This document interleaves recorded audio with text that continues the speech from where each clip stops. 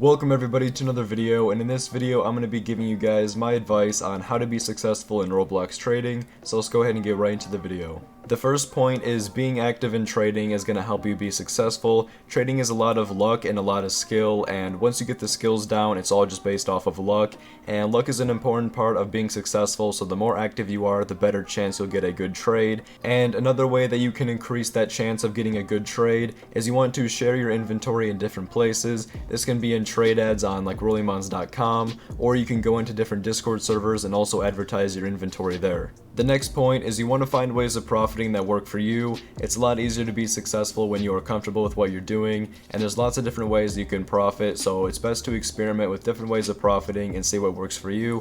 And I've also got a few videos on ways of profiting, so if you want to check those out, those can help you find ways that you can try and profit to be successful. Now, in trading, everyone starts at a different amount, and everyone has the same goal to work from the ground up to be successful. If you are new to trading, finding what is needed to be successful at your level of trading is very important to be successful. Otherwise, if you go out there and you don't know what you're doing, you may not end up doing well. And I've also got some videos on different levels of trading to help you be successful. I've got a video for 1K, 10K, and 100K, so wherever you line up, each video can be designated for you. Another thing about trading is the items that you have can play a big role in how successful you are in trading, and keeping an inventory of good items can help with that. Having items that are raising and high demand items can not only help you profit, but help you get better offers on your items.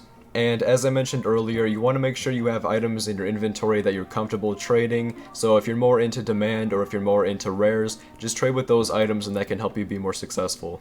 Maybe the biggest thing about trading is you always want to get more than you gave, and you want to set yourself up for success when you're upgrading and downgrading, which are the main two things that you're doing in trading. When you are upgrading multiple items into one, you want to give an amount that's lower than what you know you can get for that item. So let's say I trade for a Valkyrie helm that I know can get 20k overpays, and if I give a 10k or 15k overpay, I know that I can get that 20k overpay and profit just like that. This can be with any valued item. It can be a small item or it could be a big item. It doesn't matter, but you always want to follow this principle. On the other hand, when downgrading, you want to get more than you gave for that item that you're downgrading. This is kind of the second part of that upgrading and then downgrading process, but if you already have one big item, you can go ahead and just downgrade that. Just make sure you're getting a very good overpay on that item, and you want to get the most profit that you can. This way of profiting can work for anyone, so it doesn't matter what value you're at. Just like the real world investing, there's also inflation and deflation in trading, and there's ways that you can avoid deflation and there's ways that you can profit during inflation.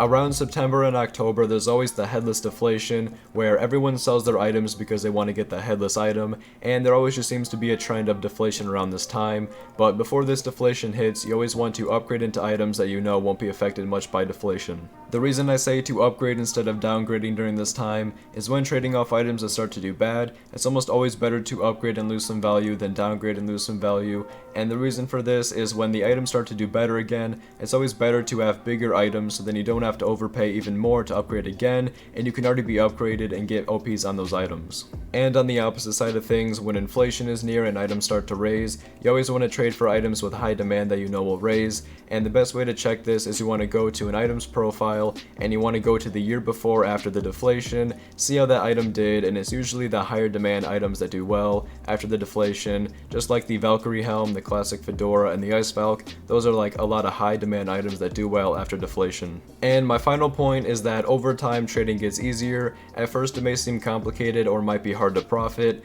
but through experience and gaining value, trading becomes a lot easier. The more you know about trading, the better you understand how to profit, and the more items and value that you have makes it easier to get better trades on your items. Overall, there's lots to know about trading and there's lots of ways to profit and be successful, but my best advice is just watch a bunch of YouTube videos and learn through experience on how to be successful. That is going to be your best bet to become big. So let me know in the comment section down below if you found this video helpful, and if you have any questions, feel free to leave those in the comment section as well. I'll be responding to them. But if you want more updates on trading and trading advice in general, hit that subscribe button. But besides that, I'll see you guys in the next video. Peace.